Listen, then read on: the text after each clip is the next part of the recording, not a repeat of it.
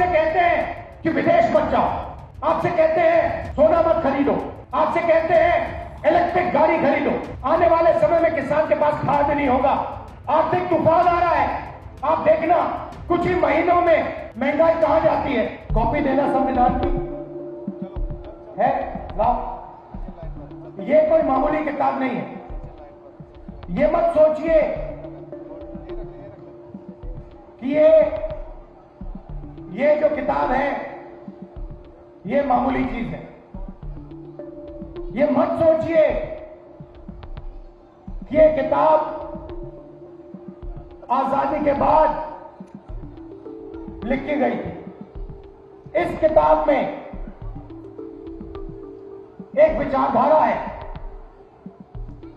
वो अंबेडकर जी के खून में थी, वीरा पासी जी के खून में थी, महात्मा गांधी जी के खून में थी, और हर प्रदेश में आपको कोई ना कोई व्यक्ति मिलेगा जो इस किताब के लिए लड़ा था और मरा। केरल में नारायण गुरु जी, कर्नाटक में बसवाना जी, बुद्ध भगवान,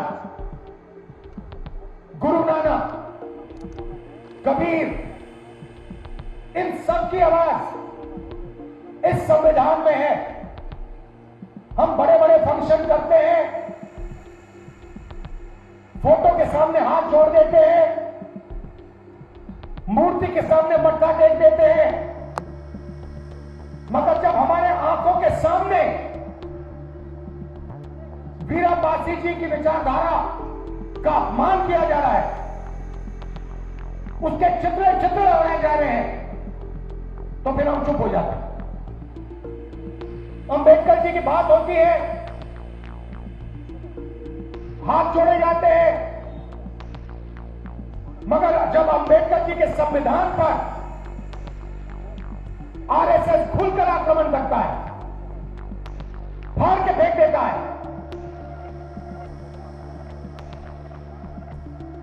बिल्कुल वही लोग जो अंबेडकर जी की मूर्ति के सामने जाके मत्था टेकते हैं, वही लोग अंबेडकर जी की विचारधारा भूल जाते हैं, वही लोग अंबेडकर जी की विचारधारा की रक्षा नहीं करते। यही कमी है। मूर्ति के सामने हाथ जोड़ो, मत्था टेको, मगर जब विचारधारा पर आक्रमण होता है, जब उनके खून पर आक्रमण होता है, तो फिर उसके सामने खड़ा होना पड़ेगा। और यह आक्रमण सिर्फ संविधान पे नहीं हो रहा है, क्योंकि संविधान क्या कहता है, वीरा पासी जी ने क्या कहा, अंबेडकर जी ने क्या कहा, एक ही चीज कही थी, हिंदुस्तान में हर व्यक्ति को अभ्यास का सही फल मिलना चाहिए। हर व्यक्ति एक समान है, और अगर ये देश है तो ये सबका देश है, किसी एक जात का नहीं है, किसी एक व्यक्ति का नहीं है, किसी एक अरबपति का नहीं है, किसी एक संगठन का नहीं है, हिंदुस्तान के हर नागरिक का है। नहीं, आप ताली बजा रहे हो, ताली बजा रहे हो, मगर जब आपके सामने, मुंह के सामने इस संविधान को फाड़ कर आरएसएस के लोग फेंकते हैं, तो फिर आप चुप हो जाते हैं। मैं आपसे ये कहना चाहता हूं, इसमें आपकी आवाज है, ये आपका खून है, और इसकी रक्षा करना, इसको बचाना आपका फर्ज बनता है, आपकी जिम्मेदारी है। नरेंद्र मोदी आपसे कहते हैं कि विदेश मत जाओ, आपसे कहते हैं सोना मत खरीदो, आपसे कहते हैं इलेक्ट्रिक गाड़ी खरीदो, आने वाले समय में किसान के पास खाद नहीं होगा।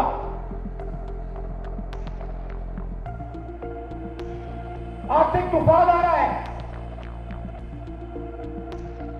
आप देखना,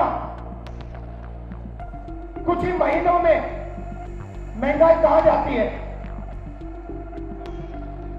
पेट्रोल के दाम कहां जाते हैं, डीजल के दाम कहां जाते हैं, गैस के दाम कहां जाते हैं, दाल चावल के दाम कहां जाते हैं। खुल के प्रधानमंत्री कहता है सोना मत खरीदो, विदेश मत जाओ, और फिर हजारों करोड़ रुपए के जहाज में विदेश चला जाता है। आप लोग चुप रहते हो, आप लोग एक शब्द नहीं बोलते हो। और 24 घंटा प्रधानमंत्री इस पर आक्रमण करता है, वोट चोरी करता है, इस पर आक्रमण करता है, मनरेगा को खत्म करता है, इस पर आक्रमण करता है, जाति जनगणना नहीं करवाता, इस पर आक्रमण करता है, अंबानी अदानी को पूरा देश बेच देता है, इस पर आक्रमण करता है।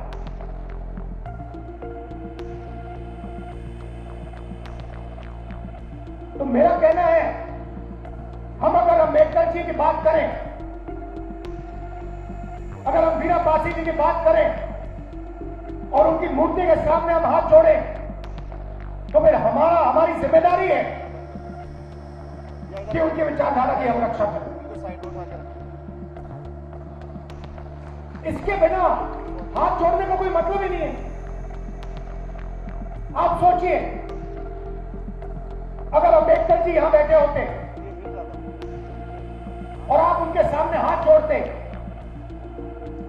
उनके नारे लगाते और फिर एकदम बाहर जाके अंग्रेजों के साथ मिल जाते, उनकी विचारधारा के खिलाफ खड़े हो जाते या उनकी विचारधारा की रक्षा नहीं करते, तो अम्बेडकर जी वीरा पासी जी क्या कहते?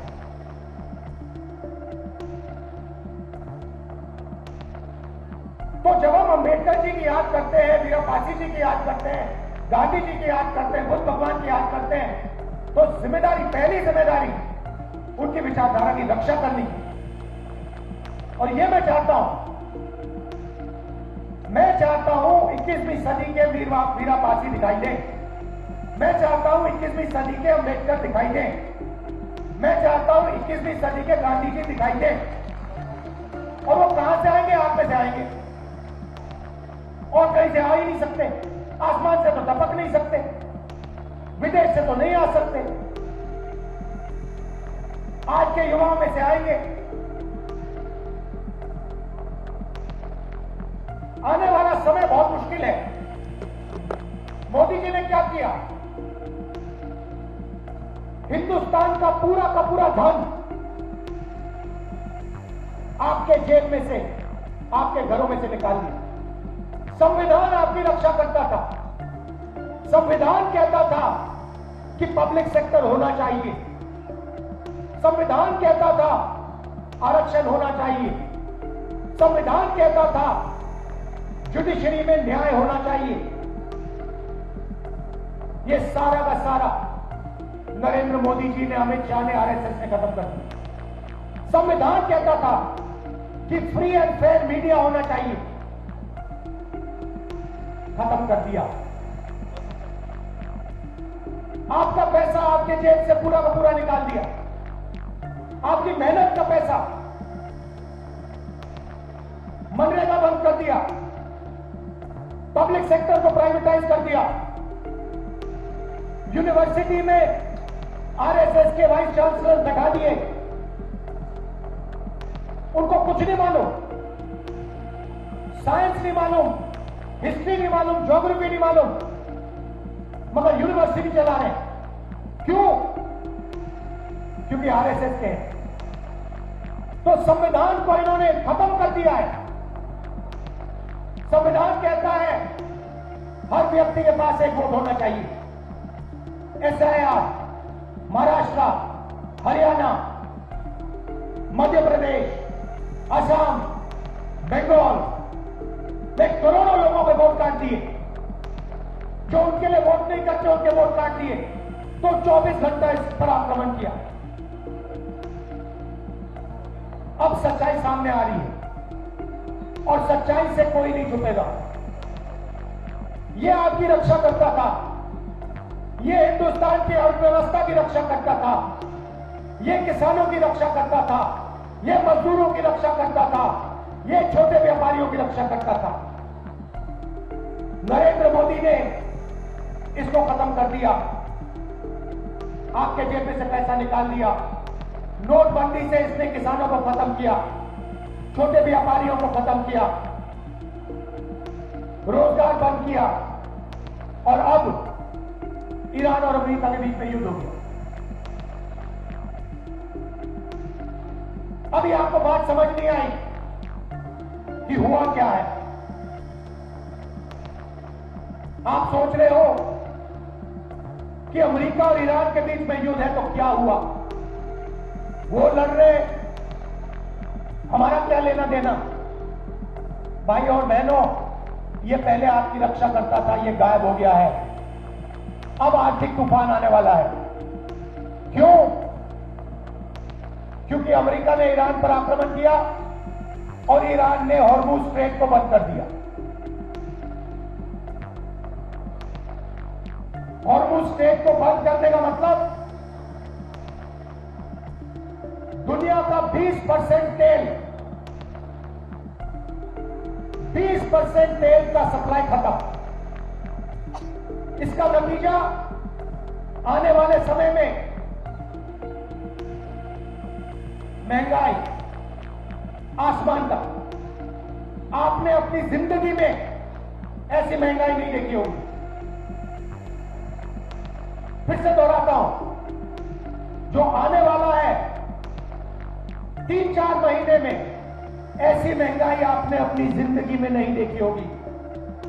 दूसरी चीज, खाद, किसानों को खाद नहीं मिलने वाला है। तीसरी चीज, गैस का सप्लाई खत्म होने जा रहा है। केरोसिन, सारा का सारा बंद होने जा रहा है। और जो आपकी रक्षा करता था, ये इसको फाड़ के नरेंद्र मोदी ने फेंक दिया है।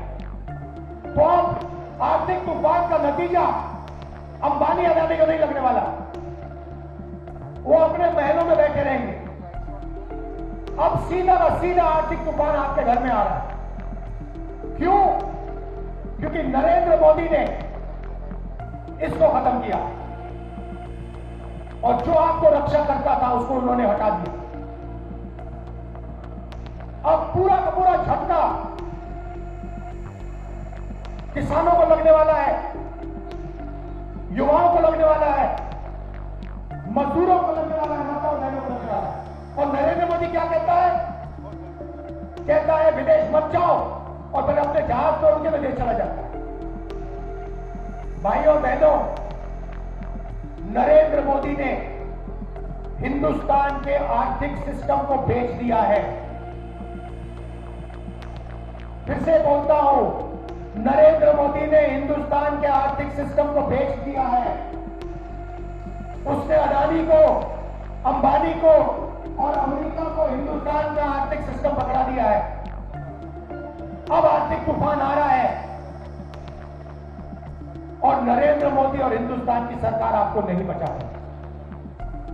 देखना, 2-3 महीने में आपको पता लग जाए कैसा जबरदस्त झटका लगने वाला है। और आप याद रखना, नरेंद्र मोदी कहेगा, आपसे कहेगा, रोएगा, जैसे कोविड के समय रोया था, जैसे नोटबंदी के समय रोया था, रोएगा और कहेगा मेरी गलती नहीं है। और मैं आपको बता रहा हूं